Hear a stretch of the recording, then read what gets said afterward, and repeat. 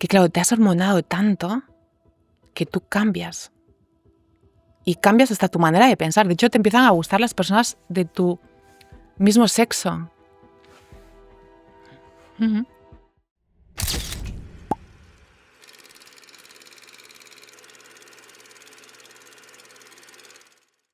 A ver, Lidia, estábamos hablando de lo sorprendente que es el hecho de que alguien pueda seguir poniéndose nervioso después de haber hecho lo mismo cientos de veces, como es mi caso después de casi 500 episodios, que sigo un poco en tensión cuando empiezo a grabar. Y tú tenías ciertos apuntes que hacer al respecto. Buenas, Alex. Sí, la verdad que realmente me sorprendía porque normalmente cuando te pones nervioso y demás es al principio cuando vas a realizar y cuando vas a salir como de tu zona de confort. Pero cuando tienes 500 episodios a tus espaldas, tanta acción, tantas experiencias, tantas personas, o sea, al final tú vas creciendo, ¿no? Y te vas conociendo, por aquí sí, por aquí no, por aquí la he cagado un poco, debería mejorarlo. Y claro, eso es lo que te da ese expertise de semanas, días, meses, años. Entonces, tú ya te deberías de conocer tanto que es como, vale, es un episodio más, voy a sacar lo mejor de mí, obviamente, no me voy a dormir en los laureles porque soy súper bueno entrevistando, sino que, vale, lo voy a hacer de la mejor manera posible, pero está claro que los nervios deben de estar, pero tanto como el primer día... Es raro, ¿no? ¿Cuánto crees, reflexionándolo contigo, cuánto crees que puede tener que ver? A ti, por ejemplo, no te pasa. No te pasaba cuando competías esto. O sea, sí tenías un punto de nervios, pero no dudabas de que pudieses hacerlo. Había tanta preparación que al final lo único que buscaba era dar el máximo. Sabía que me había preparado tan bien que lo tenía que demostrar. Pero la duda... sabía que jugaba en contra de mí. Intentaba no dudar. Intentaba visualizar cada entrenamiento. Había sudado mucho en la batalla, ¿no? Para ir a la guerra bien. Y esto sí que es verdad que fue pasando durante años. Al principio sí, cuando tenía 17, 18, 20 años. Vas conociéndote. Vas curtiendo tu piel y vas viendo que si sigues haciendo ciertas cosas vas a mejorar y si sigues haciendo ciertas cosas vas a empeorar. Entonces vas aprendiendo. Cuando ya tienes una carrera de 10 años es más fácil por esas habilidades que has ido adquiriendo en selección natural si quieres conseguir una medalla europea, una medalla mundial o una medalla olímpica. ¿Y no crees que en cosas, es que no sé cómo decirlo, más artísticas, todo es más intangible? En el sentido de que tú entrenas algo, que sabes qué es lo que tienes que hacer después y sobre todo que tú eres consciente, fuera de toda duda, de tus resultados. Tú sabes que tienes que levantar un peso, lo has levantado, no hay nadie... Aquí no hay más perro que ladre. Pero en cambio, cuando haces algo así como lo que hago yo, hay gente que me dice, esta entrevista está de puta madre, y yo sé que no. Y dicen, no, da igual lo que tú... Me contestan, da igual lo que tú creas, porque los que la hemos visto creemos que está de puta madre. Y yo digo, no da igual, porque yo sé lo que no he preguntado, yo sé las preguntas que he formulado mal, yo sé todo lo que no he extraído de la persona que tendría que haber extraído. Entonces es como más complicado a lo mejor, ¿no? Sí, en ese sentido. Es diferente. Es diferente porque no es tangible, como bien dices. Al final una competición sabe quién es el ganador, el que tú has hecho este resultado, esta marca y demás. Pero realmente tú no tienes, sino que tu experiencia y las personas que realmente te escuchan, ese feedback, ¿no? No hay nada que te diga, sí, has ganado porque este es el resultado. Has preguntado lo perfecto, te han respondido como tal y entonces esto es una medalla, ¿no? Entonces es como algo más subjetivo. Pero sí que es verdad que igual que en el deporte, tú sabes cuándo lo has hecho bien y cuándo no. Aunque las personas te digan que lo has hecho bien y tú sabes que has podido dar más, o al contrario, que te digan, bueno, pues a mí tampoco me ha gustado mucho, pero tú sabes que lo has hecho perfecto, que te has preparado, que has sacado lo máximo de esa persona, igual que en una competición. Yo he podido quedar medalla de oro en un campeonato de Europa y decir, sabía que podía haber hecho más. Sí, muchas veces, muchísimas veces. ¿Por qué? Porque has hecho una marca. Las competiciones al final son todas diferentes, hay una estrategia de competición y demás, cada ciclo te preparas de una manera totalmente diferente y tú sabes si has ganado de una manera de wow, o sea, es que no podía hacer nada más, he dado el máximo, o decir, o inclusive he quedado medalla, he conseguido una medalla, pero el resultado no es el que yo buscaba. Y te habrá pasado también de que a lo mejor has dicho que ganas un oro y te quedas pensando, podría haberlo hecho mejor. Y te habrá pasado también que ganas plata y dices, no podría haberlo hecho mejor. He hecho lo mejor que he podido, exacto, me he llevado una plata. Eso es bastante liberador. Decir, mira, yo no podía hacer más. No he conseguido un oro, pero más a mí no se me podía pedir. Correcto. Y eso es lo mejor, porque al final esto es deporte. 1 más 1 no son 2. Entonces tú tienes que ir a la competición a vaciarte. Si quedas octava, perfecto, no podía hacer nada más. Lo di todo en la preparación durante esos meses y lo di todo en la competición. O sea, el objetivo siempre es darlo todo en la competición, porque lo que realmente hagan las rivales y lo que hagan las compañeras en este caso no depende de ti. Pero sí los 6 movimientos que yo tengo que afrontar, 3 en arrancada y 3 en 2 tiempos, y lo que es el calentamiento y cómo esté a nivel mental para desarrollar esas competiciones y desarrollar esa táctica que lleva el entrenador para no fallar nada. Y la consecuencia es el resultado, pero nunca piensas en el resultado antes de, porque eso es un error. Eso hace que en el momento que falles un movimiento, con el peso que sea, digas, ostras, ¿y ahora? Pues claro, ya te descolocas. Es como, vale, yo tenía pensado hacer 120 en arrancada y he fallado ya con 117, tengo que volver a repetir, se me descuadra. Entonces te vienes abajo y has cagado la competición. ¿Nunca has tenido dudas? Sí, claramente. Sí, muchísimas veces. De hecho, he tenido más dudas, o sea, he tenido competiciones con más dudas que con menos dudas. Pero sí que es verdad que al final de mi carrera deportiva, cuando ya conseguí ser campeona de Europa diferentes veces, campeona del mundo, medallista olímpica, ahí las dudas iban desapareciendo. Es que pareces una persona tan segura, que tiene las cosas tan claras y que si cree que puede hacer algo, lo va a hacer sin darle más vueltas. Al final, siempre digo lo mismo, que si tú crees, con mucho trabajo, constancia, disciplina, foco, determinación, puedes llegar a conseguirlo. Puedes. ¿Crees que lo tuyo es temperamental o ambiental? Quiero decir, que traes una configuración de fábrica ya que te predisponía a conseguir según qué cosas. Yo te he escuchado hablar de cuando eras pequeña y como que ya había ciertos rasgos que tú misma destacas de cómo eras cuando eras pequeña, que dices, no era una niña del todo normal. Correcto. Sí que es verdad que tenía rasgos, pero las habilidades y sobre todo la manera de pensar la he ido desarrollando. Tenía ciertas habilidades de niña, era una niña fuerte, una niña ambiciosa, competitiva, siempre quería estar ahí y ganar. Entonces considero que eso tiene que venir en tu ADN. Tienes que ser competitivo, tienes que ser ambicioso, tienes que querer mejorar constantemente. Hay gente que no es así y está bien, no le gusta la competición, no le gusta ser ambicioso, se pone nervioso. No, a mí yo competía jugando a las cartas. Yo he llegado a competir con mi sobrino y hace a lo mejor 5 o 6 años y decir, Lidia, pero que es un niño, por favor. Eso le pasaba a Jordan también. Sí, es que yo creo que lo llevas tan intrínseco, o sea, que no eres consciente, hasta que lo haces consciente. Es como, Lidia, por favor, que estamos aquí jugando al parchís, que da igual que no ganes. Relájate. Pero es como una sensación de que tengo que ganar. Eso lo contaban de Jordan también, que jugabas con él a las cartas, lo que sea, y era imposible. O sea, era... si perdía, te decía, no, otra. Así soy yo, otra. Pero, y jugando un poco a Freud, ¿Tienes hermanos? Sí, claro, 2 hermanas, una mayor y otra pequeña.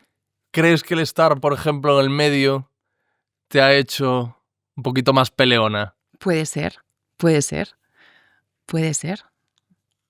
No lo sabes con No lo seguridad. sé. No has hablado nunca de ello, de esa posibilidad. No sé si esa actitud que tú tienes, ese mindset que se dice ahora, te ha traído algún problema en la vida o siempre ha sido para bien.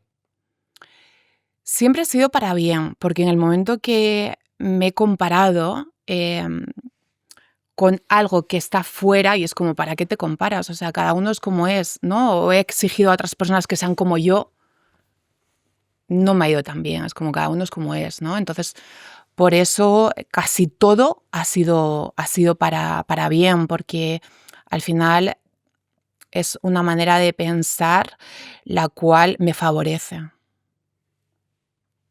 para la vida.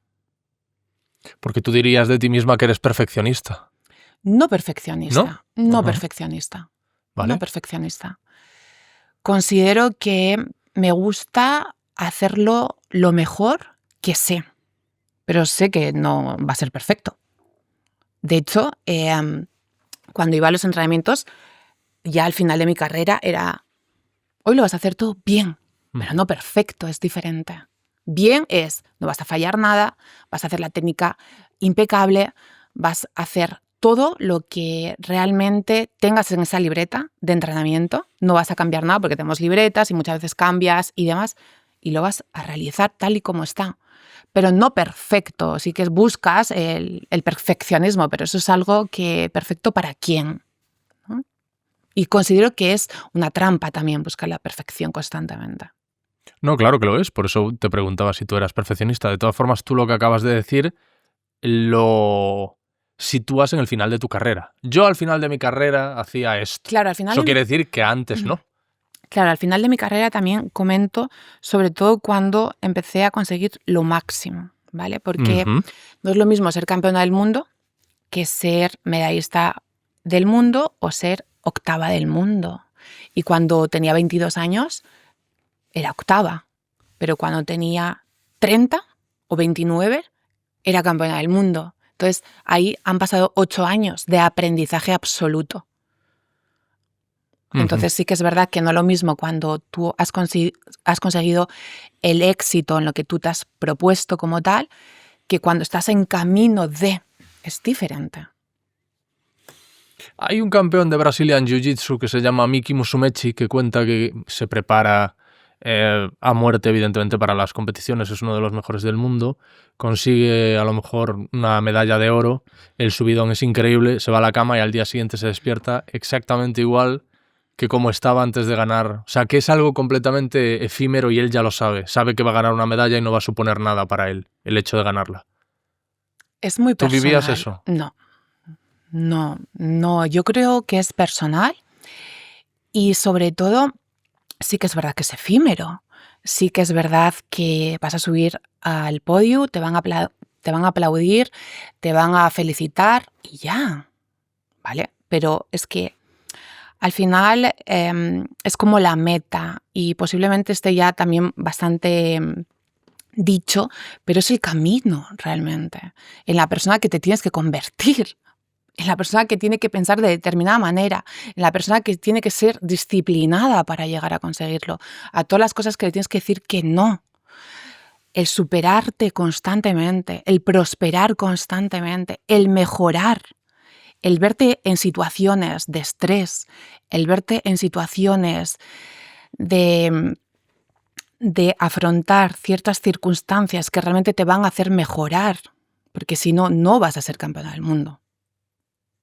Entonces, todo eso crea un carácter. Entonces, está bien, voy a subir al podio olímpico, me van a hacer la foto, he quedado campeona del mundo, pero ese carácter sigue conmigo. Esas herramientas siguen conmigo. Entonces yo no voy a lo banal de, sí, vale, es que para 3 segundos que subes te cuelgas la medalla, te la llevas, después la medalla, pues si quieres la metes en un cajón o la pones en la pared, depende de cada persona y ya está. No, ya está. Si tú quieres que sea hasta ahí. Pero considero que hay muchas habilidades que aprendes en el camino. Bueno, hay de todo, porque luego hay deportistas que ganan una medalla y la medalla no les sale de la cabeza en lo que les queda de vida. Es que hay tantos deportistas, tantas personas que lo afrontan de una manera totalmente diferente. También no es lo mismo llegar de una y quedar un año, 2 o estar 20 años de dedicación al alto rendimiento. Al final, durante tantos años, has necesitado muchas habilidades para estar ahí. ¿Has visto el documental de Carlos Alcaraz? Lo empecé a ver ayer. Pero empecé, 20 minutos oportuno. solamente, pero solamente vi 20 minutos porque justo me llamaron y demás y no terminé. Hay algo muy interesante. El documental en sí a mí me supo a... O sea, me parecía como que no había tanto material como para hacer un documental. Esto es una opinión personal. Pero lo que es interesante es algo que ya más o menos veníamos sabiendo, y es que él ahora se está enfrentando a una disyuntiva muy complicada, y es que tiene, creo que 20 años, y quiere tener la vida de un chaval de 20 años. Y eso lleva por el camino de la amargura al equipo que está detrás de él. Porque a lo mejor tiene una competición súper importante y él dice, no, yo me voy a Ibiza 4 días antes. Y él mismo lo dice. Él, da la sensación cuando, no sé si lo dice de forma explícita, pero como que se está planteando, como que se plantea, pues mira, yo si mañana sigue suponiéndome esto sufrir o dejar de hacer cosas que a mí me apetece hacer porque quiero disfrutar de mis 20 años, pues igual lo dejo. ¿Tú qué opinas como deportista de élite? Es que realmente tienes que dejar muchas cosas y tienes que tener coherencia. Porque si tú quieres ser el número 1 durante mucho tiempo, tienes que renunciar al resto de cosas. Entonces llegará un momento que si las dos cosas no se pueden tener a la vez. Tendrás que ver lo que pesa más en tu balanza. Y ahí cada uno decide. También conseguir grandes éxitos siendo muy joven hace que puede que pierdas la ambición, ¿no? Porque sabes todo lo que has tenido que hacer, tienes que volver a repetir lo irrepetible, tienes que mantenerte ahí constantemente y dices, no, pues me apetece más otras cosas. Entonces llegará un momento que tendrás que ponerlo en la balanza, es inevitable. Bueno, él tiene una buena figura de referencia para no perder la ambición, que es Rafa Nadal. Es decir, yo tengo que conseguir como mínimo lo mismo que esta persona. Que a lo mejor es una meta inalcanzable, evidentemente, pero él lo dice en el documental. Dice, no, yo quiero ser el mejor del mundo, pero... ¿Sabes? Que es muy curioso escuchar a un deportista de élite decir eso, pero yo quiero ser el mejor del mundo, pero tampoco quiero dejar de lado esto otro. ¿Sabes? Claro. Y las dos cosas es como difícil. A día de hoy especialmente. De hecho, se le tendría que preguntar a Rafa Nadal lo que ha tenido que dejar. Y ahí veríamos la realidad, porque él lo ha hecho. Yo digo, además, a día de hoy, especialmente porque yo creo que antes había un poco más de laxitud en el deporte, en el sentido que no estaba todo hipermedido, hipercuadriculado, no tenías a 20 profesionales de diferentes disciplinas viendo qué parte de tu rendimiento podemos mejorar, muchos romantizamos el fútbol antiguo, por ejemplo, porque había futbolistas que estaban fumando en el banquillo, o que salían, Paul Gascoigne y todos estos, que salían de un partido o iban a jugar de resaca incluso, cosas que hoy, o había jugadores que estaban un poco pasados de peso. Cosas que hoy son absolutamente imposibles y que hay un equipo multitudinario para mejorar cada una de las áreas de rendimiento del deportista. Sí, ha cambiado totalmente, hay mucha más competitividad, se ha profesionalizado muchísimo más. Entonces, al final, se busca más la excelencia y hay mucha competitividad. Por eso mismo, en el momento que te despistes un poco, te adelantan por la derecha. En la halterofilia se ve todo tipo de cuerpos distintos, pero eso no responde a que haya esa dejadez. Quiero decir, porque uno ve un halterófilo gordito y no es, sino que necesita estar así para estar en la élite, ¿no? Correcto. De hecho, la halterofilia recoge muchos cuerpos.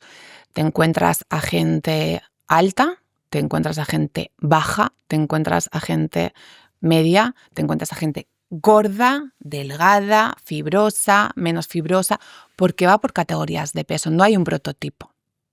Entonces, bueno, al haber tanta diversidad de categorías, cada uno la que le encaje. Por eso también la técnica varía. No es lo mismo que peses 140 kilos que peses 80. Entonces eres mucho más rápido, son ciertas variables, pero cada uno se lleva su técnica y su halterofilia a su peso y a sus condiciones. Entonces tú puedes encontrarte halteras totalmente diferentes.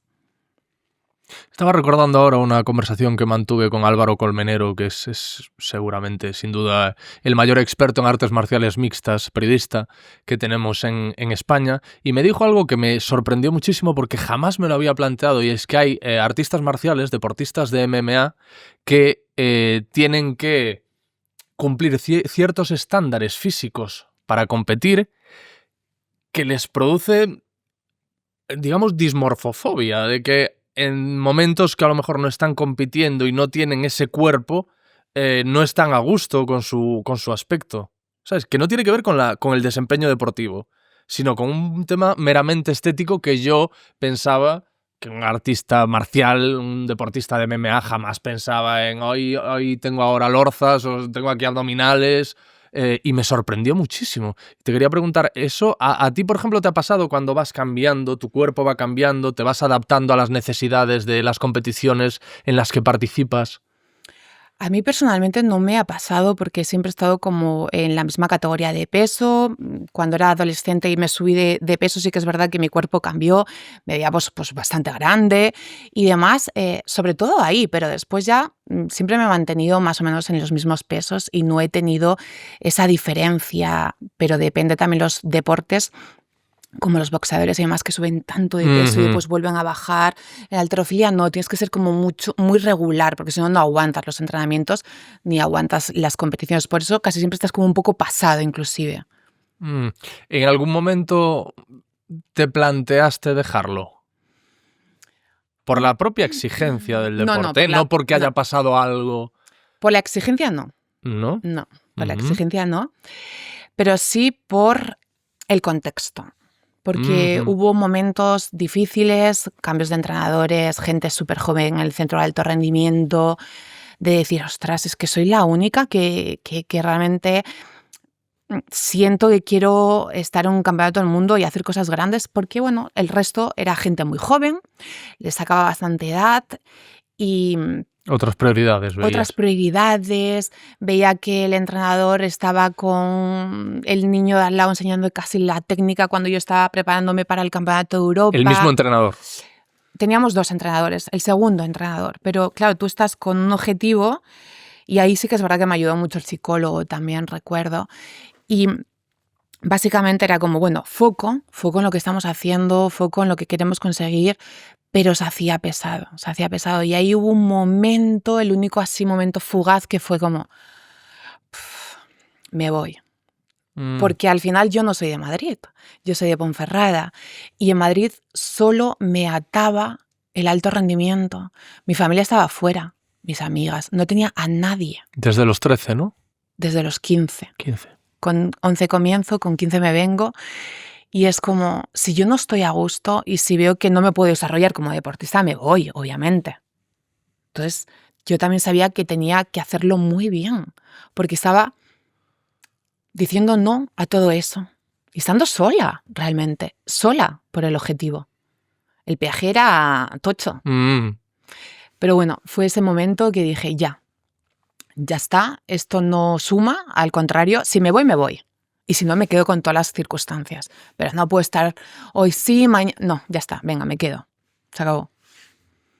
Pensé que me ibas a decir que en algún momento cuando iniciaste tu respuesta, pensé que ibas a decir que en algún momento te lo planteaste por el contexto, en el sentido de que veías que competías con gente dopada. Bueno. Que eso, te he escuchado hablar acerca de ello, que también te voy a preguntar cómo tú sabes que esas atletas estaban dopadas y cómo los jueces no lo sabían. O quien corresponda, o el comité, o quien tenga que tenerlo en cuenta. Si es que no lo sabía. Claro que se sabía, lo que pasa que se tapaba. Entonces, por eso después saltó. Era una federación internacional corrupta. El presidente de la federación internacional tapaba todos esos casos. Por eso siempre digo que ha habido 2 tipos de halterofilia. La halterofilia oscura y la halterofilia limpia. Entonces, tú ibas a competir. Yo cuando comencé en el centro de alto rendimiento sabíamos que no íbamos a ser campeones del mundo.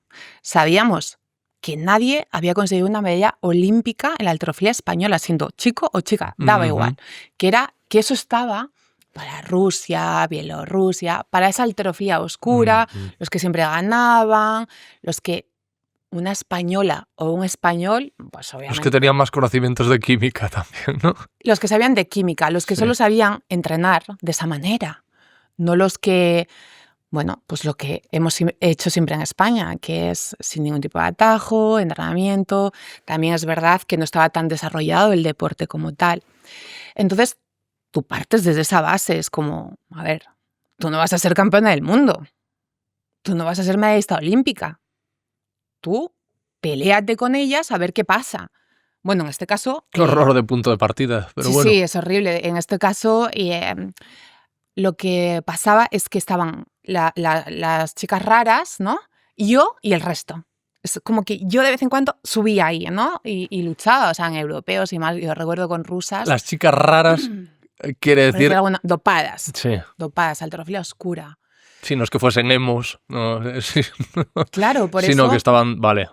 Claro, o sea, no es que lo diga yo, obviamente, es que ahí están las sanciones, ahí están las personas que han dado positivo, que después también aparecían, o sea, daban positivo, cumplían sanción, volvían a aparecer, y intereses y demás que dices, bueno, pues a ver, es lo que hay. No puedes luchar contra eso. Yo personalmente, yo no podía luchar contra eso.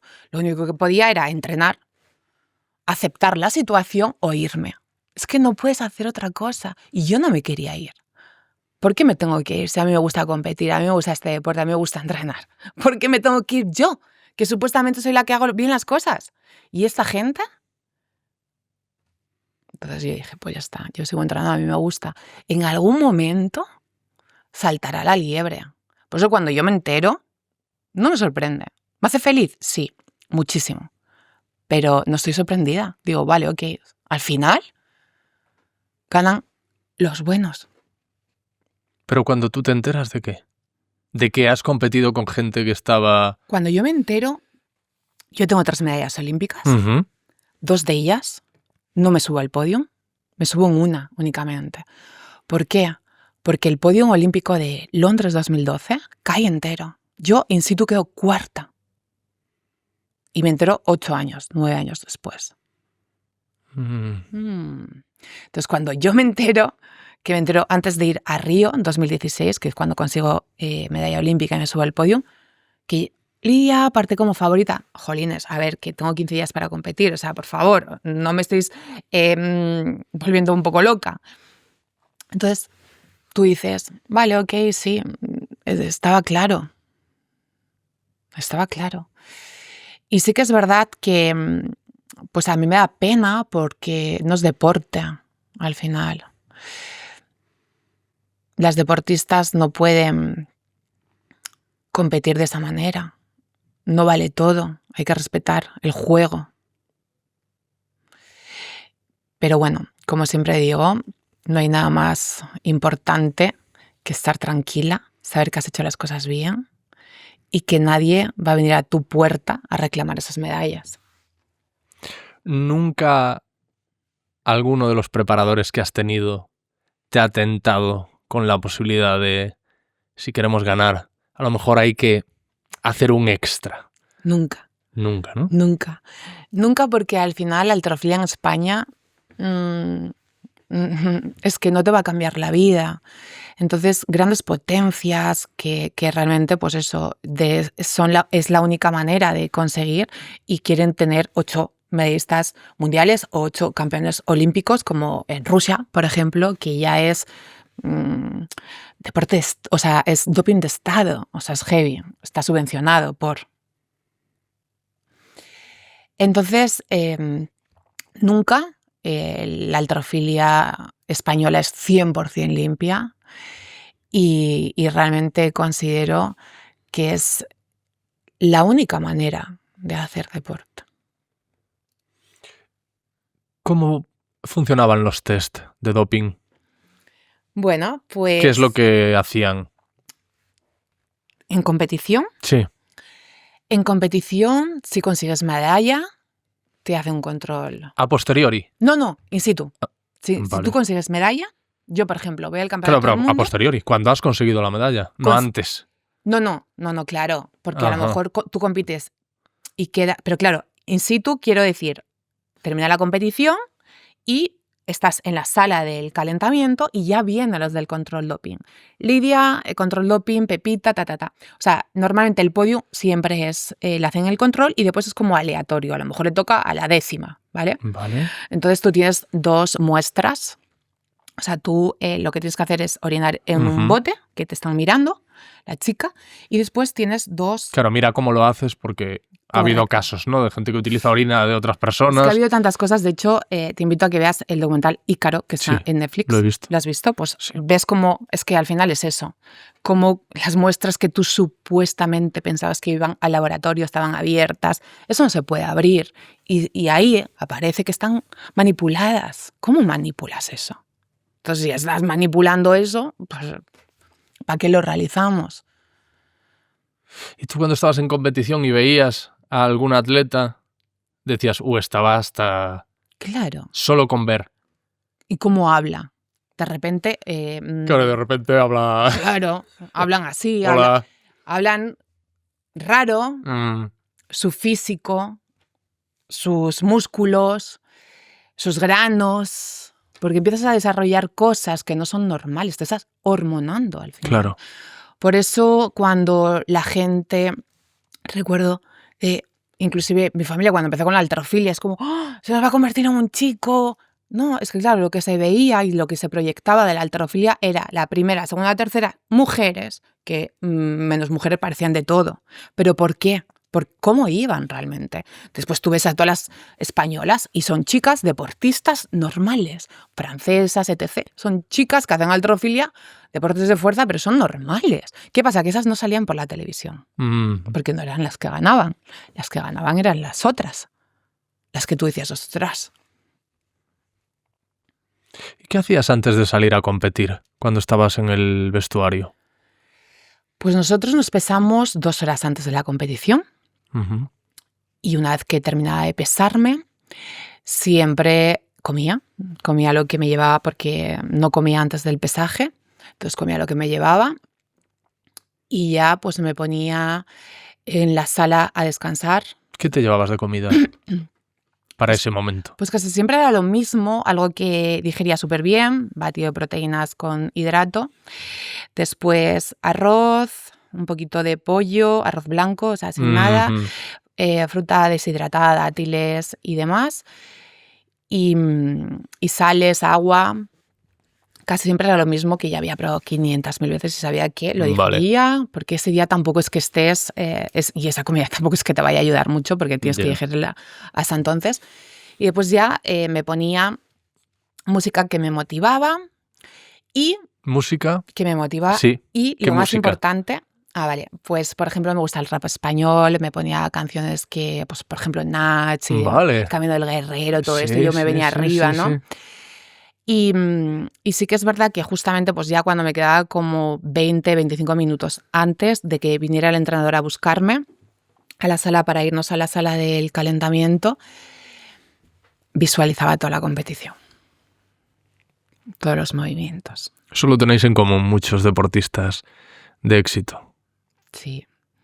Sí que es verdad que anteriormente lo he visualizado también en las prácticas que he hecho con el psicólogo antes de ir a la competición, pero para finalizar lo visualizaba básicamente los movimientos que quería realizar, cómo los quería hacer. No visualizaba el peso, pero sí los gestos.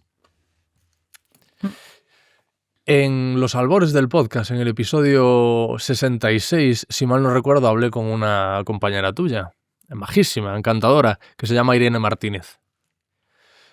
Un episodio estupendo. Irene Martínez, que es gallega. Sí. Luego vi en un programa que te grabaron a otra compañera tuya, Irene Blanco, que es gallega. También. Tú eres de Ponferrada.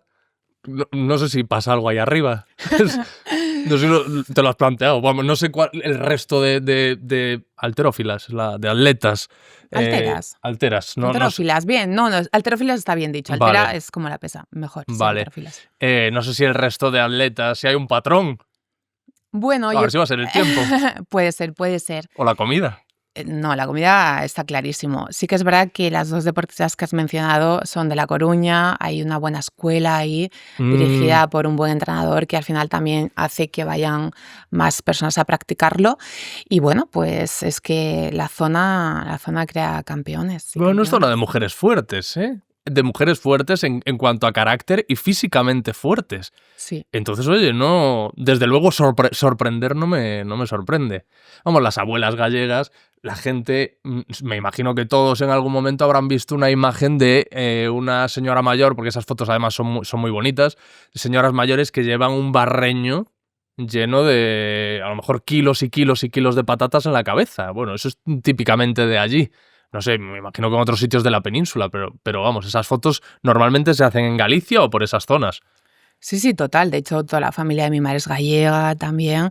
Y bueno, pues la típica mujer fuerte con unas manos ahí Sí, sí. cogiendo lo que sea. Y bueno, pues al final Galicia tiene mujeres muy, muy fuertes. Estas señoras de las que estoy hablando, del barreño en la cabeza con kilos y kilos de patatas, podemos estar hablando de señoras de 80 años, ¿eh? Sí, sí, sí. O de más, para que la gente se haga una idea. Y si no ha visto una imagen, que busque las fotografías porque es verdaderamente espectacular. El tema es que Irene me decía que no tenía ningún tipo de control respecto a su nutrición. ¿Qué Irene? Eh, ¿Cuál de ellas dos? No, con la Irene con la que hablé es Martínez. Martínez. Que hablamos de ti, por supuesto. Yo ya en aquel entonces quería sentarme a charlar contigo. E Irene me decía que Irene estaba en la élite ya. Estaba en un centro de alto rendimiento y me sorprendía el hecho de que no tuviese un control preciso, milimétrico, nutricional, dada la disciplina que estáis practicando. Claro, yo creo que también un poco depende el deportista, depende de muchas cosas al final. En este caso ella, pues, como bien dice, pues no lo ha tenido. No sé exactamente el contexto, cómo salió el tema, pero sí que es verdad que normalmente la federación tiene un nutricionista para todo en general y pues cada persona también tiene sus cosas a nivel individual, que considero que, bueno, que también es un poco pues, lo que necesite cada uno. Por curiosidad, ¿cuántas calorías consumías al día cuando...? O sea, yo no mido por calorías. No. Pues De eso me hecho, sorprende también, que no sepas que no. tienes que comer cada día 5.000. No, porque al final tú te pesas todos los días y tú ya sabes más o menos cantidades, pero a ojo. Llega un momento que, o sea, y considero que también eso es súper mega esclavo. Espera, voy a pesar cuántos gramos de arroz. Yo considero que hay deportistas de halterofilia que sí lo pesan porque son categorías de peso muy bajas y no se pueden pasar porque en el último momento lo pasan mal. No ha sido mi caso, he sido una categoría alta, no he tenido problemas y me pesaba todos los días y sabía. Lo más importante que del pesarme era que no perdiese mucha masa muscular, etc. Pero no que si pesaba la pera o pesaba... No, eso no. ¿Y el reparto este de carbohidratos, grasas, proteínas, eso sí lo llevabas? Sí, ahí el nutricionista para mí me daba un plato y me ponía como los quesitos, ¿no? Esto de proteína, Vale. esto de tal, entonces era como sencillo. O sea, al final tú buscas sencillez, ¿vale? ¿Por qué? Porque si tú tienes algo súper estricto a nivel nutricional, algo súper estricto a nivel psicológico, algo súper estricto a nivel preparación física, súper estricto de fisioterapia, súper estricto, no. O sea, tienes que ser flexible, tú también te tienes que conocer. Vale, para mí la nutrición es esto, yo tengo que alimentarme bien, me conozco, sé cuál es mi peso, pues hoy no entrando por la tarde, vale, pues entonces me dirijo más hacia esto, tengo que tomar esta suplementación, pero no en plan, voy a medir exactamente, o el nutricionista me ha dicho esto, el psicólogo me ha dicho, o sea, son muchas cosas, entonces tienes que hacerlo de manera sostenible, o por lo menos yo. De manera sostenible todo, pero no hiper lupa, porque eso es una cárcel también. En el momento que no hagas eso, Pero el deporte de élite tiene fama de eso, ¿no? De ser un poco Ese sí. cárcel, en el sentido de Obvio. sacrificio Sí, brutal, no. marcial. A ver, vamos a ver. Es cárcel. Claro. Tú sabes lo que tienes que hacer a nivel de alimentación. Sí, yo lo sé. Entonces, básicamente, una vez es repetir lo mismo. Uh-huh. Tú sabes lo que tienes que hacer a nivel fisioterapia. Sí, es repetir lo mismo porque tienes ejercicios de preparación física, es repetir lo mismo. Pero no volverse loco con cosas de voy a medir, porque eso al final te quita mucha energía. Tu energía tiene que ser todo eso sostenible y la energía es a dar el máximo en lo que tienes que dar el máximo. Uh-huh. Porque me refiero a que si tú terminas de entrenar y el psicólogo te ha dicho que tienes que hacer no sé cuántos ejercicios mentales, el preparador te ha dicho que tienes que hacer, entonces claro, tu día de descanso es como las personas que están pensando en la competición, que eso le pasa a muchos deportistas durante 8 semanas. Pum, pum. Cuando llegan fritos mentalmente. No. Ves día a día. Y cuando llegue, ok, es ahora. No estoy pum, pum. Porque al final el sobrepensar todo, el sobre querer tenerlo todo tan perfecto, creo que al final el péndulo se va al otro extremo y es como, no, es no sostenible. ¿Y siempre fuiste capaz de hacer eso? De antes de competir, desconectar. Y decir, bueno, cuando llegue el día... Es que es obligatorio. Pero difícil, muy difícil. Muy difícil. Por eso te lo pregunto, si siempre has sido capaz, si es algo que tú has aprendido. He aprendido durante ese proceso. Con 18 años a lo mejor estaba pendiente de la competición 2 meses antes. Claro, llegaba frita. Y es cuando ahí tú dices, por aquí no. No me renta esto. Voy a ir día a día. Y en el momento voy a dar lo máximo. Voy a estar centrada en la competición. Pero claro, es que no puedo estar pensándolo tanto tiempo, porque al final llegas cansadísimo mentalmente. Y lo has vivido tantas veces. Y te has puesto en lo peor y que porque durante tanto tiempo, claro, te pones en lo peor, en lo mejor, has fallado, claro. Has hecho récord, has ganado, has vuelto a perder. Claro. Es que es difícil. Me imagino que te habrá ayudado mucho tu psicólogo. Hablaremos ahora, te preguntaré sobre ello. Pero quería comentarte qué opinas tú de un debate que es muy controvertido, pero a la vez considero que es muy necesario, que es la inclusión de deportistas transexuales en los deportes femeninos. Creo que lo he contado más de una vez en este podcast. En una ocasión vi un documental en el que salía una nadadora estadounidense, que era la mejor nadadora que había en Estados Unidos, que se había preparado toda su vida, y salía en ese documental absolutamente rota porque habían incluido a un nadador o a una nadadora transexual que como nadador masculino era mediocre, pero dentro de la competición femenina tenía una ventaja clara y se convirtió además con mucha diferencia, en el primero por delante de esta mujer que se había estado preparando toda la vida y que era una nadadora excepcional. Eso es horrible, o sea, me pareció muy triste. Claro, es que partes con ventaja biológica, quieras o no. Has nacido de una manera. Entonces creo que no es igualitario. Es triste porque al final es una persona que quiere practicar deporte. Pero hay que hacer excepciones y si no competiciones. Pero está claro que no todo vale. Esto ha llegado a la halterofilia, sí. No lo sé. Sí, ha pasado en halterofilia. Sí, pasó en Tokio 2021 en categoría súper femenina. En los Juegos. Sí. Lo que pasa es que fue como una polémica y después la chica, que ahora es chica, pues se blanqueó. Blanquear significa que haces todo nulo y no puntúas. Ajá. Pero claro, o sea, es que nació hombre y se nota porque llevaba poco tiempo y realmente pues las marcas que hacían no eran entonces normales. Entonces sí que es verdad que hubo una controversia. A nadie le gustaría que le ganaran así. Se tiene que regular, se tiene que ver, no es como vale, aquí todo vale, es que no vale todo. Considero que no vale todo. Yeah. Porque una posibilidad sería medir los niveles de testosterona, pero aún así, entre competidoras, los niveles de testosterona serán diferentes. Cada persona. Claro, yo considero que se puede hacer una competición paralela igual que están los Juegos Paralímpicos. Pues lo mismo. Al final tiene que ser todo en igualdad de condiciones. Y si yo he nacido hombre, no estoy en igualdad de condiciones con una chica que ha nacido mujer.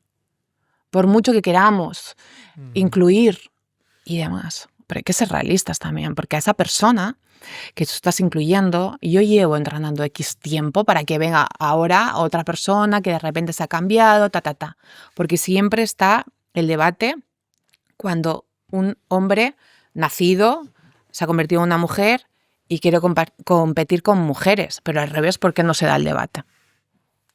Porque tienes los de perder, porque no vas a competir directamente. Claro. ¿Y cómo está ese tema ahora mismo?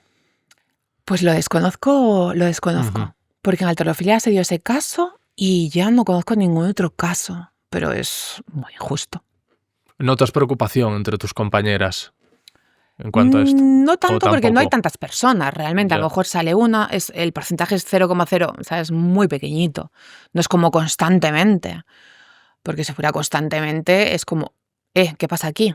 ¿No? E inclusive al contrario, volviendo a Londres 2012, la que supuestamente ganó y quedó medalla de oro, se convirtió en un hombre. O sea, se convirtió hizo el cambio después. Sí, porque al final... de mujer a hombre. Y esto pasa. Hay diferentes documentales que, claro, te has hormonado tanto que tú cambias. Y cambias hasta tu manera de pensar. De hecho, te empiezan a gustar las personas de tu mismo sexo.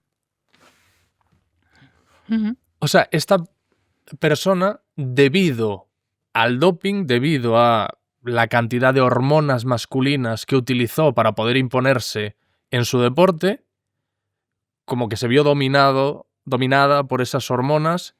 Y se cambió. Está claro que se cambió. Pero ya no sé si ha sido por eso. Aquí tendríamos que hablarlo con un experto en... Pero bueno, se cambió el nombre y todo. Alexander. Y antes bonito era Natalia. Bonito nombre, pero no tenía ni idea. Sí. Entonces, claro. Tu psicólogo, tú cuando llegas a él, es motu propio, que por cierto, cada vez es más común que haya psicólogos deportivos y le veo todo el sentido del mundo. Y de hecho, el propio Alcaraz, al que hemos mencionado, en más de una ocasión ha comentado que trabajaba con una psicóloga deportiva y además ha sido muy abierto respecto a sus retos en cuanto a la salud mental.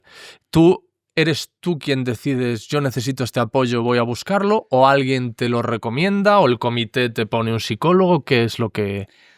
Pues lo que pasó entonces fue que la Federación Española de Halterofilia decidió introducir la figura del psicólogo.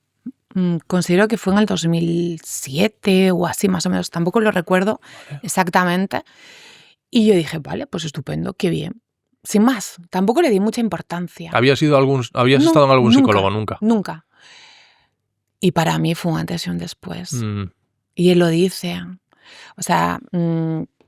yo vi en ti, Lidia, ciertos rasgos, ciertas actitudes que no veían el resto. De hecho, el grupo que comenzamos solamente quedé yo. Pues porque no creían, pues porque X o porque lo que fuese, ¿no? Vale. ¿Cuántas empezasteis? Pues el equipo entero. Que éramos a lo mejor, no recuerdo bien, pero normalmente el equipo en el centro de alto rendimiento suele ser 15, 14. 15 y solo quedaste tú. Joder, la tasa de éxito. Pues si ese psicólogo no perdió la fe, ¿quién la va a perder? Sí, no, total. Y sí que es verdad que para mí fue un antes y un después el trabajar de manera enfocada. Curioso que, perdona, pero qué curioso que no digan, joder, si Lidia, que es tan buena, que es la mejor, va al psicólogo y le va bien... Pero entonces que no digan. Claro, pero entonces no. Ahí supuestamente, cuando le entró, que siempre me lo recalca y siempre me lo dice, cuando le entró, éramos todos iguales. Vale. Unos destacaban más, otros menos. Yo tenía 21 o 22 años. Pero él siempre me dice, tú no eras igual. Aunque te tratasen igual, no eras igual que el resto. Y yo lo notaba. Y a mí me fastidiaba muchísimo que me tratasen como el resto. Porque sabía... Bueno, lo sabes. Vale. Pero claro, que tampoco puedes decir, no, es que yo soy especial. Soy especial. Es que, de Special One, como claro, Mourinho. Es como, perdona, o sea, ¿cómo que eres especial? ¿Qué tienes de especial aquí? Aquí todos vamos a entrenar, aquí todo... Pero tú esto lo sientes, Vale. ¿no? Y el psicólogo lo sintió también. Entonces, por eso hicimos como match enseguida. Trabajamos súper bien desde el primer momento. Yo confié en él 100%. Él siempre me dice... Es que yo te ponía cosas, o sea, te hacía putadas, te ponía a hacer ejercicios con los ojos vendados, me pasaba por delante, te hacía pues cosas que realmente no estabas acostumbrada. Tú estabas acostumbrada a llegar a la tarima, que todo estuviera más o menos bajo tu control y que levantases ahí, hicieras los entrenamientos. Entonces yo como que cambié todo eso, ¿no? Y también pues me enseñó herramientas de foco, de pues eso, más psicológicas para afrontar ciertas cosas que gracias a eso pude realmente conseguir grandes marcas. Tú de la primera consulta con ese psicólogo saliste diciendo, oh, cojonudo, esto es perfecto, o saliste escéptica. No recuerdo esa primera vez, pero trabajábamos mucho lo que era en sala, lo que era en el gimnasio. Era como, vale, Lidia, vamos a hacer esto, vas a tener que trabajarlo, casi todo es foco, porque la halterofilia es algo cerrado, pensamientos, ejecución, tenerlo claro, no puede pasarte nada, porque como te pase nada, algo que realmente pues tengo que pensar, no es como un partido, ¿no? Que puedes estar arriba, puedes estar abajo, puedes pensar, bueno, te pueden venir diferentes pensamientos. ¡Ay, no! Ahí tienes que tener dominio y tienes que mandar esa imagen clara a tu mente para poder ejecutarla y que tu cuerpo realmente obedezca. Porque tienes que hacer un movimiento de fuerza explosiva muy rápido, con un peso que has podido levantar o puede ser tu máximo, y tienes que hacerlo bien, porque aquí te puedes hacer daño. Es como un gimnasta, o sea, aquí no vale, es que te puedes hacer daño. Y tienes que tenerlo 100% claro. En la halterofilia hay un concepto que se llama estatua, y eso significa que tú te pones delante de la barra y te quedas en blanco, y haces, la levantas un poco y la sueltas, porque no eres capaz. Ajá. No eres capaz de levantarlo. No te lo permite de tu cabeza. No tienes, o sea, es como, estás en blanco, o sea, es como, ¿cómo hago yo esto? Estoy en blanco. Claro, requiere de... Entonces haces, y muchas veces pasa, y a mí personalmente no me ha pasado en competición, a muchos levantadores le ha pasado en competición que es una faena, por eso hay que trabajarlo mucho, por eso hay que darle la importancia que tiene. Entonces, llegas y haces, vale, pues nada, pues es que no sé cómo se hace. O sea, pierdes el cómo se hace el movimiento, el gesto. Por eso tienes que enfocarte, por eso tienes que saber realmente qué teclas tocar para que eso no te pase. O sea, ¿a ti eso te ha pasado? A mí eso nunca. ¿Nunca? En competición. Ah, vale. En competición no. Pero es habitual. Y sobre todo cuando tienes que romper récords. Porque muchas veces el peso te pesa más aquí que en el físico. Yo le decía al psicólogo, yo he levantado mucho, o sea, yo he levantado más pesas y más kilos con mi cabeza que con mi cuerpo. Cuando... mucho más. A mí hay un tema que me fascina, y la audiencia fiel de este programa lo sabe, que son los ganadores, los deportistas que acumulan mucho éxito y de repente, por la razón que sea, hay un imprevisto y jamás vuelven a ser los mismos. Una derrota, una lesión, alguna circunstancia que a lo mejor el público no conoce, y de repente esa persona ya no se recupera.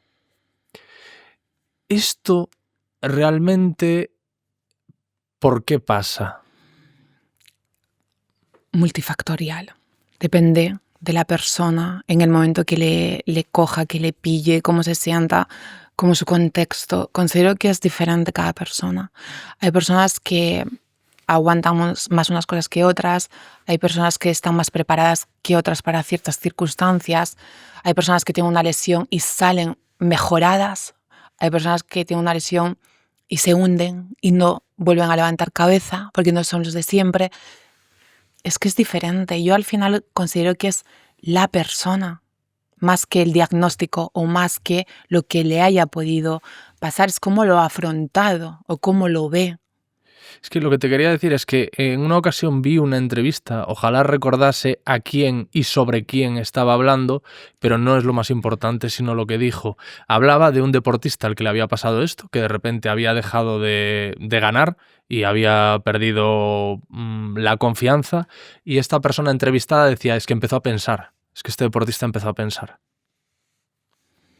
Que está relacionado con lo que tú has contado ahora, con que el deportista cuando sale al campo, cuando se sube a un ring o cuando se pone delante de la altera, no puede pensar. En el momento en el que piense...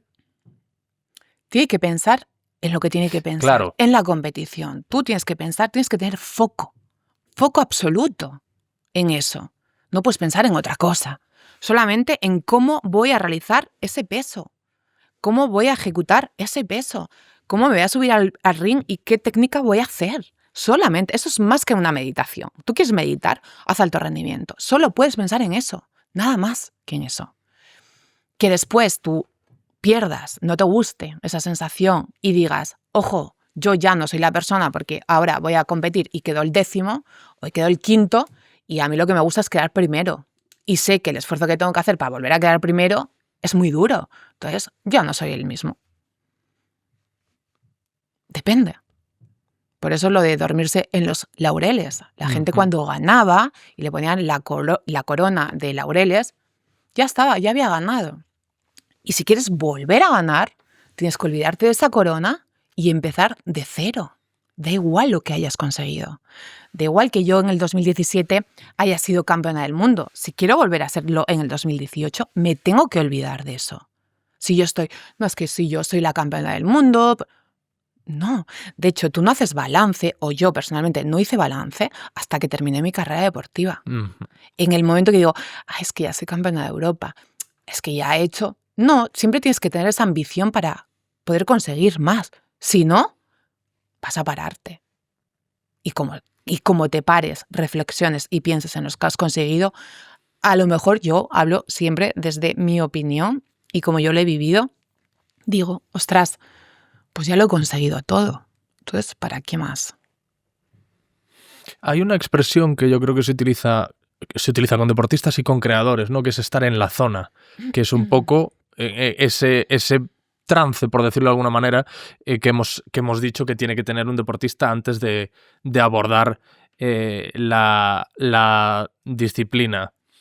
¿Y cómo se consigue llegar ahí? ¿Cómo uno consigue entrar ahí? Entrar en la zona, en saber que estás en tu sitio, o no entiendo exactamente la pregunta. O sea, entrar en la zona, ¿a qué te refieres? A ese trance antes de levantar el peso. Ah, vale. Pensaba que a lo mejor estar en tu sitio durante el tiempo que lo practicas. No, es lo que le dicen in the zone, ¿no? Como estar enfocado, estar... ¿Cómo lo consigues? Pues... Te lo pregunto porque, perdona, porque a lo mejor no he precisado bien, porque hay muchos deportistas que tienen anclajes. Hay un tenista que necesita botar la pelota 6 veces. Nadal tenía que poner las botellas de una forma determinada. Utilizan anclajes para estar en ese estado. ¿En tu caso requerías de eso o no? Sí, a ver, los anclajes son buenísimos. Obviamente tenía que estar, yo personalmente y más, por eso se dice que si tienes como rituales, rutinas, etc. para las competiciones, tienes que estar como los anclajes, pues las botellas. Si yo había competido bien con el top o si había competido bien con ciertas cosas, las volví a tener para intentar anclarme a esa sensación que había tenido en la última competición. Si calentaba media hora, pues calentaba la misma media hora, etc. Entonces, básicamente es como todos esos anclajes y todos esos momentos vienen de un recorrido previo. Entonces, lo que comentábamos al principio, durante toda tu trayectoria vas viendo lo que te va funcionando para que llegue el momento que tú ya sabes lo que te funciona y te anclas a eso, a que te está viendo tu familia, me lo invento, a que tu entrenador está esperando lo máximo de ti, a que, bueno, cada uno lo suyo, pero considero que sí, pues eso, que al final los anclajes para dar el máximo, el haberte preparado, todo, pues es fundamental y es necesario. El momento más delicado en la vida de un deportista es la retirada. Es decir, hasta aquí llegué. Estuvo hace poco aquí Pedro Piqueras, que tiene un libro, ¿no? Que se llama Llegar, saber estar y saber irse o algo así. Qué bueno. Sí, llegar, estar y saber irse. Sí. Llegar, y que esa parte estar, última, la de saber irse, es muy delicada. Y en el deporte, si no te sabes ir, si tú no te quieres ir, el deporte te echa. No pasa nada. Tú has tenido que hacer tu camino, tu trabajo, por así decirlo. Y si no sabes, porque hay deportistas que se aferran, lo pasan mal, no se quieren marchar, el deporte te va a decir bye bye, porque vas a rendir, o sea, no vas a rendir, vas a ser otra persona. Entonces, no te va a quedar otra que irte. Y es un punto de inflexión, obviamente. Tú tienes que cambiar tu identidad. Tú tienes que matar, entre comillas, el personaje. Ya no eres esa persona. Te guste o no. No vas a competir más. No vas a traer más medallas. No vas a tener esas sensaciones. Pero tienes que saber cerrar tu ciclo. Y quien no sabe cerrarlo, lo pasa realmente mal. Yo en mi caso lo cerré sabiendo que lo había conseguido todo. También hay momentos. No es lo mismo que tú lo tengas que cerrar de manera obligatoria y obligada por una lesión siendo muy joven, con una proyección muy alta y que se ha trastocado todo. En mi caso, cuando lo he conseguido todo, cuando he puesto mi deporte en lo más alto, cuando se ha conocido y cuando solo puedo irme dando las gracias a todos estos años de dedicación absoluta. Entonces es muy diferente. Entonces yo cierro el ciclo feliz, contenta. Por eso cuando me preguntan, ¿pero no lo echas de menos? No, no lo echo de menos. Estaba recordando un pasaje del libro de Senectute de Cicerón, que hace una defensa de la senectud y de la vejez. Y hay un momento, esto lo leí hace mucho tiempo, pero que dice algo así como: tú no tienes problema tiene Milón de Crotona, que era un atleta romano. Dice, problema tiene Milón de Crotona, que su valía estaba en sus músculos, y eso el tiempo sí que te lo arrebata. Pero Muy tú, bueno, que eres un escritor, que eres una persona, que no eres un gran deportista, no dependes de eso. Y ese pasaje me recordaba a lo que yo comento cuando hablo de las retiradas de los deportistas. No, tú llevabas desde los 15 años peleando por ser la mejor, tu vida era la halterofilia, y en cierto modo quizá tú, que tienes esa cabeza también amueblada, no llegaste a caer en esa trampa, pero muchos otros deportistas dicen: lo que yo valgo, lo valgo por lo que levanto, lo que yo valgo, lo valgo por lo que hago cuando salto al campo de fútbol. claro. ¿Y qué pasa cuando ya no vas a saltar más al campo de fútbol? Ya no vales nada. Ese es el problema, que tú te valides por esas medallas, que tú pienses que solamente eres ese éxito, porque en el momento que no lo tienes no eres nadie, como bien dices. Es que yo soy mucho más que mis medallas, pero muchísimo más. Eso es una consecuencia de mis años, de dedicación, de esfuerzo, pero me estás diciendo que yo ahora no hago alto rendimiento, que yo ahora no voy a unos Juegos Olímpicos y no valgo nada. El valor me lo entrego yo misma. Nadie me tiene que valorar en eso, ni validar. Entonces, ese es el problema, que realmente tú tienes que conocerte y decir, ¿cómo? Vale, ya está. No hago halterofilia, no hago alto rendimiento, no volveré a ir a unos Juegos Olímpicos, pero eso era parte de una vida. Ahora es otra vida en la cual valgo más o igual que antes. ¿Algún deportista al que le rondaba la idea de la retirada, o al que le rondaba la retirada, más allá de que fuese su idea o no, te ha consultado al respecto? Sí, bueno, a ver, yo hablo muchísimo con deportistas y considero que tampoco me gusta hablar desde mi visión, sino me gusta que cada uno tenga su proceso y que lo vaya viendo, porque tú le puedes decir lo que sea, pero tienen que verlo ellos. Tú a lo mejor puedes decir, pues si yo fuera esta persona ya me hubiera retirado, por ejemplo, o aguantaría un poquito más, o lo que sea, pero yo lo veo desde mi posición, no desde su posición. Entonces, a mí si me preguntan, yo doy mi opinión sobre mí, experiencia. Nunca voy a dar sobre tu experiencia porque la vives tú. Pero yo te hablo más del sentimiento ese de ese peligro, de caer en la trampa, de creer, me voy a retirar, Lidia, ¿y qué va a ser de mí? Porque ya no... aquello para lo que yo valía y por lo que la gente me aplaudía y por lo que la gente me alababa y por lo que me sacaban en el periódico, se acabó. A ver, no lo he tenido así, nadie me ha venido en plan, Lidia, ¿ahora qué hago? Eso sí que es verdad que no lo he sentido así. Pero bueno, que la mayoría es lo que piensa, ¿eh? Porque la mayoría también piensa que es, pues, su trabajo, ¿no? Tú eres un podcaster y demás, en el momento que te lo quitan, ¿qué? ¿Te vienes abajo? Ya no puedes hacer más lo que haces, lo que te gusta, donde tienes éxito, donde todo el mundo te reconoce, dice, qué bueno eres, es que me encanta verte, En el momento que te quitan eso, ya no vas a tener ese reconocimiento y vas a ser normal. ¿Vas a sufrir? Vas a sufrir si tú crees que solamente eres eso. No vas a sufrir si es como, vale, ok, ya no soy esa persona, que no pasa nada. Ya no voy a hacer esas entrevistas tan buenas, ya no voy a tener tantos invitados, ya no... No, voy a hacer otra cosa. Pero claro, si tú solamente consideras que eres bueno haciendo entrevistas y consideras que el que la gente me valide por todo lo que aporto y demás, pues en el momento que no lo tienes, dices, ostras, ¿y quién soy yo ahora? ¿No? Ponte en esa situación. Entonces lo que le pasa... Sí, estoy puesto. Estoy puesto. Estás súper puesto, ¿no? Sí, estoy puestísimo. Es lo que le pasa al deportista. Sí. Y más, como extra, es que has empezado desde niño. Porque claro, no es lo mismo que empieces desde adulto, en plan, yo soy el mejor abogado reconocido, pero claro, eso ya ha sido adulto. Pues que yo he empezado de niña. Yo con 15 años me meto en ese centro de alto rendimiento y estoy en una burbuja. Y cuando veo la realidad digo, ostras, esto es diferente. La vida es diferente, como yo pensaba. ¿Y nadie te prepara ahí? No. ¿No hay alguien que te va de alguna forma asesorando y recordando que esto llegará un momento en que se acabe y tengas que buscar nuevos retos vitales? No hay nadie que te prepare.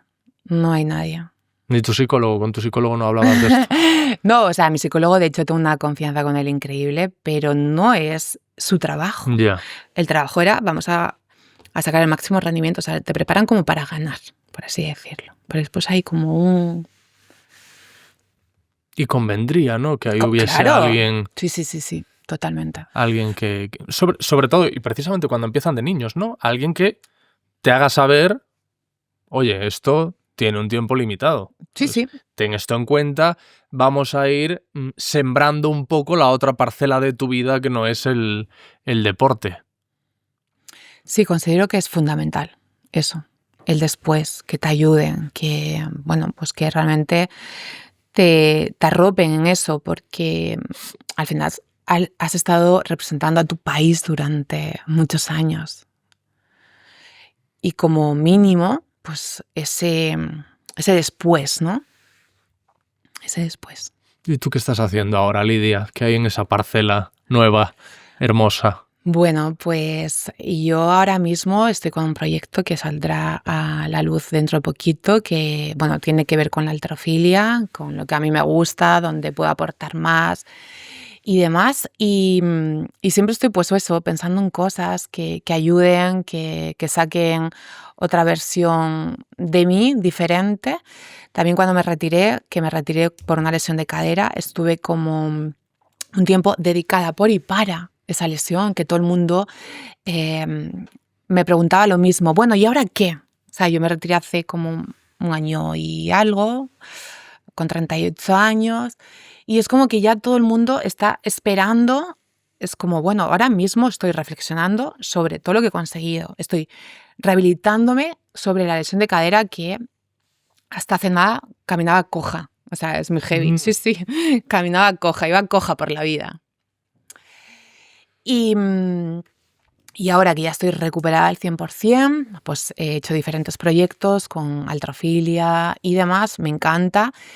Y bueno, pues un poco esto, o sea, al final ayudar con mi experiencia para que saquen las personas lo mejor de ellas mismas, para que confíen y para trasladarle mi halterofilia, por así decirlo.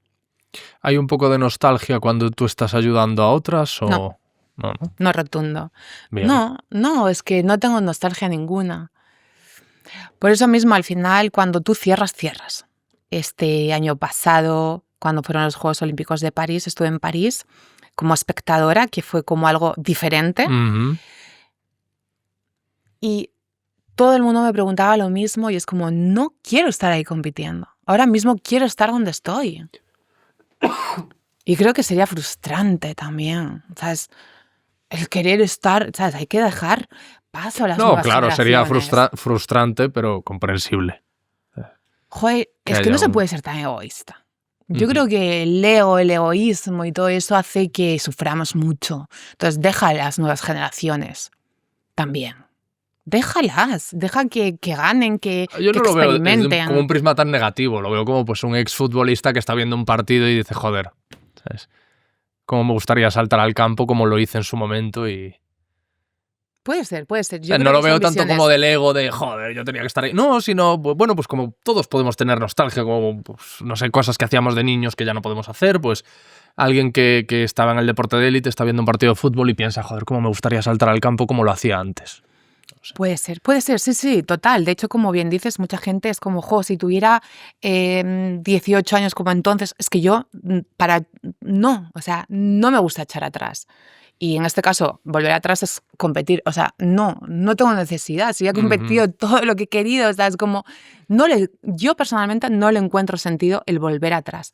claro. ¿Volver atrás para qué? ¿Para qué? ¿Qué aprendizajes que ya haya adquirido, tal? Pero ya está, presente, futuro. O sea, muchas veces nos martirizamos con el pasado. No, es que, claro, es que con 20 años hacía cosas que alucino. Vale, ¿y qué?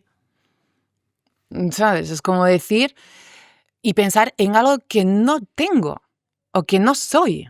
Entonces, solo me va a traer a mí, Ujú. personalmente, como cosas contrarias. No me gusta eso a mí, personalmente. Es que estoica eres, Lidia. Sí, soy bastante estoica. He sido estoica sin saberlo. Después ya me hice Iba en consciente. tu ADN. Iba a mi ADN total. Es como si no lo puedo controlar, ¿no? ¿Para qué? O sea, es que es absurdo. Piénsalo, o sea, es como... Y casi todo el mundo... Pero si pero todos conocemos la teoría. Todos, Exacto. esto de que dicen, o sea, hay muchos principios estoicos que la respuesta que yo tengo es, si la teoría la conozco. Es, no, lo que está en tu mano, muy bien, pero lo que no está en tu mano no le des más vueltas. Eso lo sabemos todos, que le damos vueltas a cosas al respecto de las que no podemos hacer nada.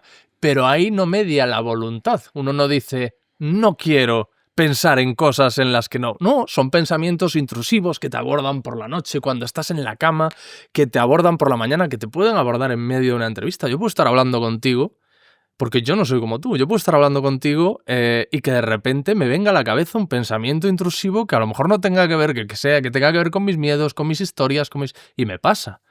Y es algo que yo no puedo frenar porque digo, esto no está en mi mano, ¿sabes? Claro, pero control mental. Y eso se entrena también. Ujú. ¿Cómo? Yo personalmente como deportista he Ujú. tenido que hacer ese trabajo con el psicólogo, control mental, de que no me aparezcan esos pensamientos. ¿Por qué? Porque lo he necesitado No. para la competición. Entiendo que para la vida la gente es como control mental, foco, ¿para qué? Para no te exige tanto. Entonces yo lo he tenido que desarrollar. Entonces es más fácil para mí, obviamente. Es como ir al gimnasio. Para mí ahora, después de todo lo que he hecho, es más fácil que para una persona que comienza ahora. No, estoy con clases de lo que sea. Pues Ujú. claro, yo tengo ciertas habilidades que se extrapolan a otros deportes, una coordinación, un X, aunque no tengan nada que ver, que eso no significa que sea buena en otros deportes, ni muchísimo menos, pero sí hay una base. Entiendo que cuando tuviste esa lesión de cadera, pensaste, bueno, esto es algo que podía pasar, pues hay que tirar para adelante con ello. Tuve 2 lesiones importantes en mi carrera deportiva, que una fue en el 2016, el 2015, a finales del 2015, que fue un antes y un después, porque marcó mi carrera deportiva, dado que después nunca volví a ser la misma a nivel técnica. Ajá. Me costaban más las cosas y fue de un día para otro. Nos íbamos de concentración a Houston a República Dominicana, porque teníamos el Campeonato del Mundo en Houston, que realmente, sí, el Campeonato del Mundo en Houston, que era clasificatorio para los Juegos Olímpicos del 2016. Yo estaba en mi mejor momento. Llegamos día 1, no me puedo mover, no puedo girar el cuello. ¿Y no había pasado nada? Nada. Sí que es verdad que, claro, vamos a entrenar por la mañana y le digo al entrenador, es que me duele muchísimo el cuello. Bueno, a ver, lo típico, el viaje, no sé cuántas horas. Y yo, bueno, vale. Yo pensando, ostras, esto no es normal, pero vale. Pues nada, Lidia, haz otra cosa, vamos a hacer otros ejercicios. Día 2. Me duele muchísimo y ya no puedo ni dormir, no aguanto el dolor. Bueno, total, que eso pasa así durante 12 días que estamos allí, 15 días. Voy al médico allí, República Dominicana, estamos hablando. Uh-huh. El médico me dice que me vaya a dar un baño al mar del Caribe, al mar. Y ya con eso se te quita. Exacto. O sea, el fisio el otro día lo recordábamos. ¿Y yo qué hice? Me fui a dar un baño al mar del Caribe. Yo estaba desesperada. Tenía un dolor que no aguantaba, me pinchaban, todo, no aguantaba. Me fui a bañar al mar del Caribe, pues negativo, ahí no pasó nada, estaba igual. Volamos a Houston, no pude competir. Nos jugábamos la clasificación para Río 2016. Se clasificaba por equipo, yo era la que más puntos daba al equipo, no iba a poder competir, una presión de la leche, pero ¿cómo no va a competir Lidia? Es imposible, no aguantaba una barra encima de mi cabeza, se me caía, o sea, este brazo derecho perdí la masa muscular, fue una lesión como muy heavy. Lo pasé súper mal. Volvimos a España, me hicieron todas las pruebas, traumatólogo y demás. Y recuerdo que, en este proceso, que lo voy a cortar bastante, me di cuenta del poder mental realmente. ¿Por qué? Porque yo no podía hacer halterofilia. Tenía una lesión en la cual era bastante complicada. Y en enero del 2016 el traumatólogo me dice que tengo que pasar por quirófano. ¿Qué lesión era? Pues una lesión a nivel cervical, del cuello, vértebras, en las cuales se irradiaba a nivel nervioso, todo pinzado, es un cuadro. Vale. Un cuadro, o sea, la gente que sepa un poco, o sea, es un cuadro, por eso prefiero casi, o sea, la foto era como, tienes que pasar por quirófano si quieres arreglar esto. Y realmente yo no podía pasar por quirófano porque tenía los Juegos Olímpicos de Río 2016. Y recuerdo que me mira el neurocirujano y el traumatólogo y le pregunto, ¿qué me puede pasar si sigo entrenando? Y dice, que te pase lo mismo que te ha pasado. O sea, yo pensando, a ver si, yo qué sé, que me pueda pasar, ¿no? Ya que te puedas quedar en silla de ruedas o cosas de estas. Claro, o sea, no quiero ser tan traumática, pero sí. Entonces dice, que te pase lo mismo que te ha pasado, que pierdas la fuerza del brazo derecho, que no tengas conexión, porque el brazo no estaba conectado. Digo, vale. Entonces empiezo con sesiones de fisioterapia, con médico, me hacen infiltraciones epidurales en la zona cervical, o sea, un mogollón de dolor y demás. Y ya llega un momento que tengo que empezar para estar en Río. Tengo que empezar la preparación por las semanas. Y ya empiezo a decir que yo ya estoy recuperada al 100%. La gente que me pregunta, yo hablo con el equipo y le digo, yo estoy recuperada. Pero tú sabes que no. Claramente. Yeah. ¿Sabes? Yo sabía empiezas que no. a mentir. Empiezo a mentir al resto de las personas. Yo le digo al equipo, de hecho, no quería que nadie supiese la lesión que tenía. Nadie, ni mis compañeros, nadie es nadie. ¿Por qué? Porque después todo eso es como, pero con esta lesión, o sea... Es una lesión relativamente común en el mundo de la halterofilia la que tú tenías, ¿no? Claro. O sea, era debido a eso, a la competición. Claro, se me quedó eso pillado. Digo, porque como te dio, dices, un día sin ninguna razón aparente. Claro, no hubo un impacto ni nada. Entonces, yo no quería que nadie supiera nada. Entonces, hablé con el entrenador, el fisio, el médico. Yo estoy recuperada. Vale, vamos a empezar la preparación. Entonces empezamos la preparación, mogollones de sesiones, súper disciplinada, todo.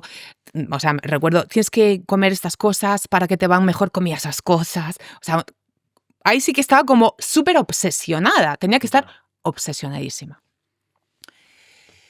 Entonces ahí en mi libro comentaba como que hackeaba la mente en el sentido de que ya está, esto ya conmigo no va. Realmente estoy recuperada y bueno, por hacerlo en resumen, conseguí una medalla en Río, competí, conseguí una medalla en Río y considero que la vida me premió porque yo hice 140 minutos tiempos y lo que siempre fallaba era el jerk, que es la segunda el segundo movimiento del 2 tiempos. Y ahí pues lo aguanté. Lesionadísima, o sea, tenía un dolor de cuello que no sabes, o sea... lesionadísima, pero la vida al final premia. Cuando tú lo pones todo y cuando sabes que es como no hay plan B, voy a saco, pero a saco, o sea, tú no sabes. Y Lidia no está animando a la gente lesionada a que compita lesionada, ¿vale? A ver, esto es alto rendimiento. Y el alto rendimiento es así, o sea, la gente... se infiltra, la gente va lesionada, la gente tiene patologías que una persona al uso no aguantaría ni andar. Pero el deseo de querer puede más. Por eso que al final, si tú lo deseas y si tú quieres y pones todo, y en mi caso, pues, y ahí es cuando realmente me di cuenta de, ostras, del poder que tenemos. Y después la otra lesión fue la de cadera en el 2021, después de pandemia. Que eso pues también fue un antes y un después porque venía de hacer mi mejor ciclo olímpico y bueno, pues en el 2021 no puedo ir al Campeonato de Europa porque supuestamente no doy positivo de COVID, pero tengo todos los síntomas, no puedo viajar, me pierdo el Campeonato de Europa que era clasificatorio, entonces bajo toda la clasificación, o sea, es como no he competido, no tengo esos puntos. Y bueno, tengo que competir en otra categoría, subo de peso y es como de un día para otro, lo mismo que en el cuello, de un día para otro no me puedo agachar. A mí es de un día para otro. Y ahí sí que es verdad que la lesión fue larga y bueno, pues intenté y demás, pero sí que es verdad que ya el peaje que tenía que pagar, si quería estar en París, hubo un momento que fue como, es que tengo que operarme seguro, me duele, estoy coja, ya, o sea, no estoy mirando por mi salud y ya, tengo todo, realmente. Entonces, forzar algo tanto para conseguir algo que ya tengo, no me compensa. Entonces, cuando decido retirarme y me retiro feliz. ¿Y la decisión, cuando la tomas? O sea, soy una persona muy reflexiva y una persona que piensa las cosas, no soy nada impulsiva, no. Es como, vale, ok, no estoy bien. Esto ya es en enero del 2023, sé que no voy a llegar al europeo, vale, pues entonces voy a poner una fecha a decir adiós al alto rendimiento, lo medito, veo que es la única opción y con ello. Y bien pensado, al final las cosas también, cuando las piensas, las reflexionas, sabes que no podías dar más. Entonces a mí nadie me puede exigir nada nunca, sé que no podía dar más, me he dejado todo. ¿Y lloraste? No. ¿Cuándo? Me contestas con acento gallego. Digo, ¿lloraste? No. Es que en Ponferrada se tiene acento gallego. ¿Cuándo fue la última vez que lloraste? Pues seguramente por una tontería, pero en ese momento no lloré porque era feliz. Sí, yo lloro mogollón, pero en ese momento no era el momento de llorar. ¿Por qué voy a llorar? Al contrario, es un festival, es festejar todo lo que he conseguido. ¿Lágrimas? ¿Por qué? Tendría lágrimas si me tengo que retirar. Bueno, no necesariamente, pues pueden ser lágrimas de pues... De emoción, pero no. Claro. Yo en mi caso, lágrimas de emoción casi nunca tengo. Siempre son Por eso de te tristeza. preguntaba. Por eso te preguntaba, ¿por qué no? No, de emoción no. O sea, de emoción no. Siempre que tengo lágrimas es como de tristeza. Es que parece que tienes un control absoluto de tus emociones. Casi robótico. Bueno, recuerdo que el psicólogo, o sea, es que como metas la parte emocional en el alto rendimiento, tienes problemas. Y recuerdo que el psicólogo me decía, máquina, Lidia, máquina. Máquina es como máquina. Tú entras ahí a la sala y te tienes que olvidar de que si tienes tu novio, que si tienes tu madre, olvídate. Como estés diciendo, no, es que me acaba de dejar mi chico. O mi madre parece que... No. O sea, olvídate. Entonces también eso, pues bueno, hace que puedas llegar a controlar un poquito más. Puede ser. No lo sé. Bueno, está bien, a ti te ha ayudado. Sin duda te ha servido a llegar a donde has llegado y además tú te manifiestas una persona feliz. Así que todo perfecto. Todo perfecto y que siga así, ¿no? Que siga así, que siga así. Te agradezco mucho que hayas venido. Tienes una serie de... Tienes una actitud y unas aptitudes que te harían una muy buena preparadora mental de otros deportistas. No sé si es algo que te has planteado, si es algo que te han ofrecido. Realmente no me lo he planteado, no me lo han ofrecido, pero sí que es verdad que considero que puedo aportar más a nivel mental, porque al final es que lo es todo. Que a lo mejor técnico puede aportar muchísimo, Sí, claro. obviamente, pero a nivel mental considero que muchos deportistas fallan por eso. Me ha gustado mucho hablar contigo, Lidia. A mí también, Alex. Ha sido un placer. Igualmente. Espero que hayas estado a gusto. Súper a gusto. Bueno, pues te libero. Muchas gracias.